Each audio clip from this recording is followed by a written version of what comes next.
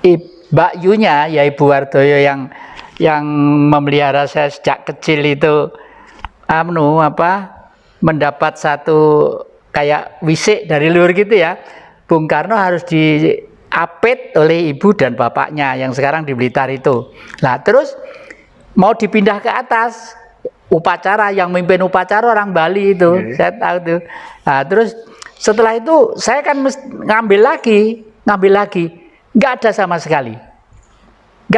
sekali, tulang jari satu pun tidak ada, hanya kain saja.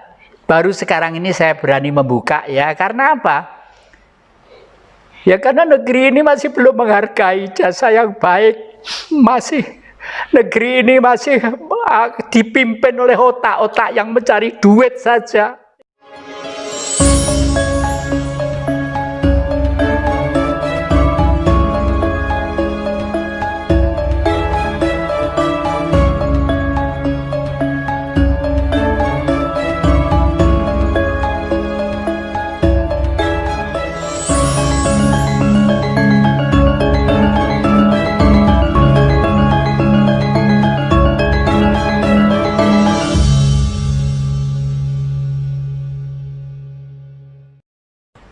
Assalamualaikum warahmatullahi wabarakatuh. Waalaikumsalam. Salam rahayu teman-teman semuanya.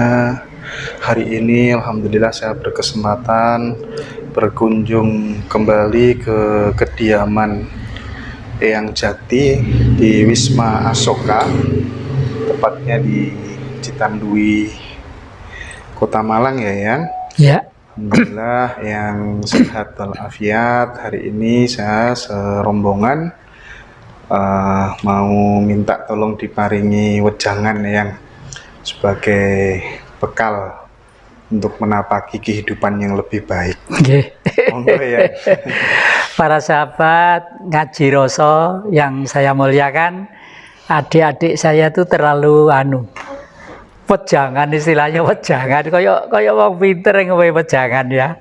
Jadi gini, saya itu hanya bisa bercerita tentang hidup dan pengalaman baik di bidang budaya, politik, spiritual ataupun kemasyarakatan secara umum.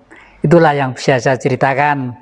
Saya terima kasih sekali bahwa adik-adik dari yang muda-muda dari ngaji Roso ini selalu berkomunikasi, dan hari ini disempatkan ke rumah saya ini. Rumah saya ini saya namakan Wisma Asoka, bukan Asoka India ya. Asoka itu ASOUKKHA. Artinya bahwa Tuhan itu mengadakan menjadi ada, hurufnya A gini, terbatas ya. Meskipun terbatas, kita bisa melihat dan bisa dilihat meskipun tidak akan terjangkau. Misalnya berapa jumlahnya bintang di langit kita tidak tahu, berapa jumlahnya air berapa liter di samudra kita tidak tahu ya. Oleh karena itu orang yang merasa tahu sebenarnya justru orang itu masih belum tahu. Demikian juga kalau di rumah ini semua yang saya pasang itu terkait dengan budaya Bung Karno. Kenapa dengan budaya Bung Karno? Saya masih ingat, andai kata negara ini melaksanakan Trisakti, bebas aktif dalam politik, berdikari dalam ekonomi, berkepribadian dalam kebudayaan, tidak mungkin tergerus, terprovokasi oleh trik-trik politik dari negara manapun, baik dari dalam ataupun dari luar khususnya. Karena di Pulau Jawa ini merupakan sumber dari suatu peradaban awal. Hari ini kebetulan saya kedatangan seorang terah keturunan raja dari Cirebon ya, yang sudah beberapa hari komunikasi, dan besok pagi itu terah-terah kerajaan dari Ternate sekarang sudah melanding di Surabaya, besok pada kesini semua.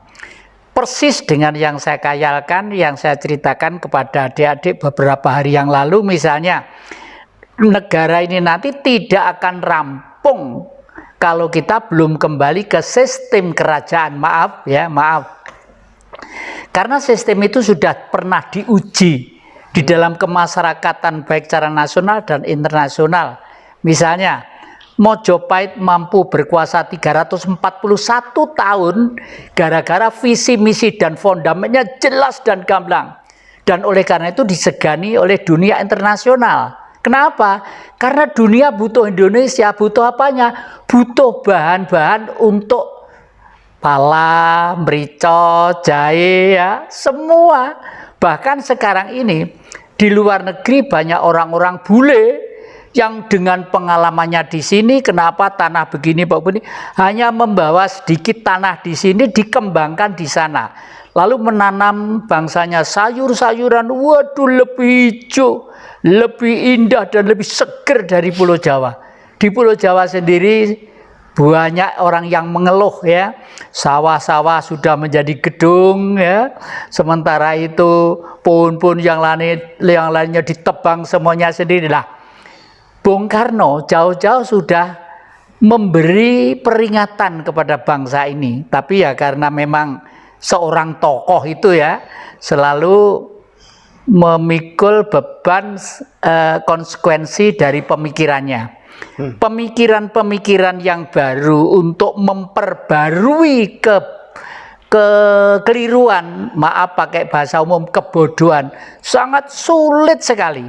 Itulah sebabnya setiap nabi selalu mengalami satu pertentangan, satu situasi baik dalam lingkungan keluarga, baik lingkungan sahabatnya, baik lingkungan secara umum, selalu mendapat hantaman yang sangat gegap gempita. Tetapi karena itu dipilih oleh alam, maaf bahasa saya, dipilih oleh alam, tetap akan menyatu pikiran-pikiran kekuatannya dengan alam itu juga. Baru setelah alam itu ikut mengingatkan manusia, biasanya manusia itu baru sadar, oh ya ternyata benar Bung Karno ya.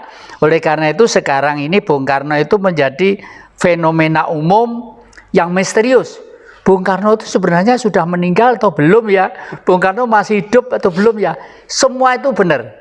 Dianggap sudah meninggal, memang nyatanya, ya, saya sendiri ikut nganter masuk dalam liang lahat pada waktu itu, ikut bopong begini, ya. Ya ada jasadnya yang ya. Ya. Ya kelihatan jasadnya. Iya, kelihatan jasadnya itu saya tahu sendiri, ya. Dan saya ikut bopong begini, itu masih di bawahnya sana yang putri, di atas itu yang putri yang kakung, Bung Karno di sini. Terus suatu saat Bung Karno itu karena Mbak Yunya, ya Ibu Wardoyo yang memelihara saya sejak kecil itu, mendapat satu kayak wisik dari luar gitu ya. Bung Karno harus diapit oleh ibu dan bapaknya yang sekarang di Blitar itu. Nah terus mau dipindah ke atas, upacara, yang mimpin upacara orang Bali itu, saya tahu tuh. Nah terus setelah itu saya kan ngambil lagi. Nggak ada sama sekali. Nggak ada sama sekali. Tulang jari satu pun tidak ada. Hanya kain saja. Baru sekarang ini saya berani membuka ya. Karena apa? Ya karena negeri ini masih belum menghargai jasa yang baik. Negeri ini masih dipimpin oleh otak-otak yang mencari duit saja ya. Seharusnya kita dengan Senayan diwakili oleh wakil-wakil rakyat, diwakili oleh siapa saja yang menganggap dia itu tanggung jawab, baik legislatif, eksekutif, atau yudikatif tentang republik ini. Bagaimana bisa menangani republik ini? Kalau fondamen dasar yang telah dicanangkan leluhur sudah tidak pernah dipakai. Maaf, sejak tahun 1974, Indonesia itu baik yang jadi presiden, yang jadi menteri, yang jadi gubernur, yang jadi apapun, tidak pernah tahu Pancasila itu apa. Karena sejak tahun 74 oleh Orba sudah dirubah. Pancasila, berubahnya juga sopan ya. Dijadikan P4 yang bunyinya antara lain, P4 bukan tafsir dan sama sekali tidak menafsirkan Pancasila sebagaimana dasar negara yang tertera dalam Makadimah Undang-Undang Dasar 45 batang tubuh dan penjelasannya. Jadi jelas sekali toh. Jadi kalau begitu apa Pancasila sebenarnya? Nah, Bung Karno menemukan Pancasila memang pidatonya di depan sidang Dukur Cumbi Josakai. tanggal 1 Juni. Tetapi Bung Karno menemukan jati diri bangsa Indonesia itu tahun 27, tepatnya tanggal 4 Juli 1927 di Bandung Selatan.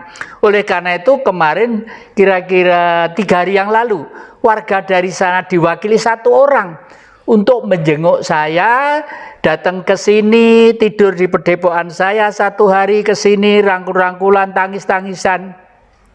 Hanya 1 yang diminta, supaya kakek ini panjang umur. Aduh, saya tidak sampai hati menyampaikan seperti itu.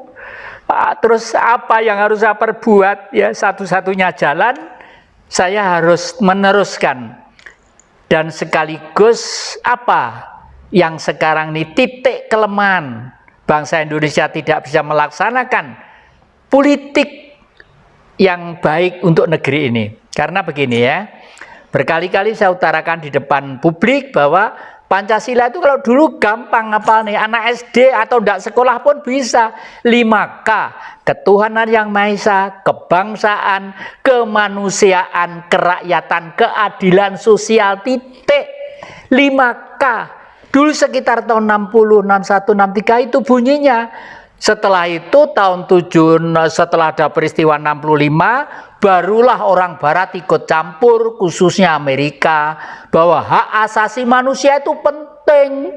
Oleh karena itu, setelah kita percaya kepada Tuhan kita masing-masing, kemanusiaan itu harus diutamakan, jangan kebangsaannya. Itu bertentangan dengan hukum Tuhan. Baca Al-Quran. Di sini ada Al-Quran, ada Injil, ada Taurat, ada Zabur, semua kitab suci ada. Baca semuanya. Hei manusia yang kuciptakan berlainan untuk saling kenal. Artinya memang kita diciptakan untuk berlainan saling kenal. Tetapi kalau kita itu menjadi kemanusiaan ditaruh nomor 2, ini tidak mungkin keadilan sosial nanti itu bisa terwujud. Karena apa? Manusia itu kalau diberi kebebasan sebebas-bebasnya, apa bedanya dengan binatang? Akhirnya menjadi binatang.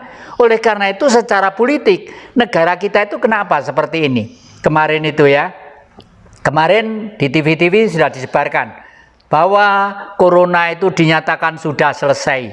Kalau begitu jelas corona itu buatan manusia. Mereka menyatakan sudah selesai, berarti bisa juga menyatakan awas ada corona. Kenapa mesti harus ada begitu? Pakai dong otaknya, ya. Loh, di TV-TV disebarkan seperti itu loh. Tapi sekarang pakai masteran semua. Saya kemarin masa nggak mau mengambil ATM, alah diemper salah satu bank itu aja mau ngambil itu harus pakai master, sampai satu geger nggak mau ngambil lagi. Terus padahal di TV-TV sudah diumumkan, katanya saya tugas Pak, saya takut dipecat. Wes kondol sama dipecat, tak pecat pimpinan sampean, sopo pimpinan sampean. Saya sampai bilang gitu. Jadi maaf ya, jadi keadilan sosial itu tidak akan terwujud kalau kebangsaan itu tidak diutamakan. Karena manusia itu diatur bangsa. Kalau situasi sekarang ini namanya situasi liberal yang kapitalistis. Akibat apa? Akibat Senayan tidak bisa ngatur kita, ya maaf loh ya. Demo kasar-kasaran, rusak-rusakan saya tidak setuju. Saya itu sebelum anda lahir mungkin saya sudah demo ya. Saya kalau demo halus, pedoman saya wayang kulit. Wayang kulit yang paling menakutkan siapa? Wayang Purwoto. Arjuna. Arjuna itu nggak kayak cakil pencilaan, nggak kayak buto muter-muter pencilaan, nggak seperti itu. Arjuna itu kalem, pikirannya bergerak. Oleh karena itu Arjuna lah yang nanti akan meneruskan generasi zaman baru, yaitu dengan lahiring Parikesit sampai Parikesit jadi ratu lah. Berkaitan dengan tadi yang saya kabarkan bahwa besok terah-terah Raja Ternate yang muda-muda mau ke sini minta diceritai oleh kakek ini. Kenapa negara itu kau harus menjadi ke sistem kerajaan? Ratu bukan kerajaan ala barat loh ya, ratu. Rat itu dunia, itu urip. Seorang raja itu harus menghidupi semua yang ada di dalam negerinya. Kalau Indonesia di sini ada laut, ya laut harus terjamin. harus terjaga, ikan-ikannya tidak boleh dibomi sewaktu-waktu. Silakan mancing, silakan jolo, tapi ngebom itu tidak boleh. Karena apa? Ngebom itu yang kecil-kecil ikut mati, berarti Anda itu akan membunuh makanan Anda sendiri. Demikian juga nebang pohon, jangan sembarangan ya. Sebelum ditebang yang gede, tanam dulu 5. Karena apa? Pohon yang gede itu umurnya mungkin 60, 70 atau 100 tahun. Tapi kalau ditebang sekali, tidak menanam lagi, ya sudah. Longsor, banjir di mana-mana. Kemarin di Bekasi, banjir seperti itu. Angin ribut seperti itu. Ini artinya alam mulai marah kepada manusia. Karena manusia mulai lalai untuk menghormati alam sebagai Allah yang terwujud. Alam sebagai Allah yang terwujud. Mohon maaf ya, mohon maaf, mungkin para ahli kitab tidak pernah ngomong seperti saya. Anggap saya salah, tidak apa-apa. Pokoknya saya pengen anak cucu saya tidak bodoh, anak cucu harus pinter, gagah seperti Bung Karno. Harus seperti itu ya. Sementara itu apa yang belum, Mas?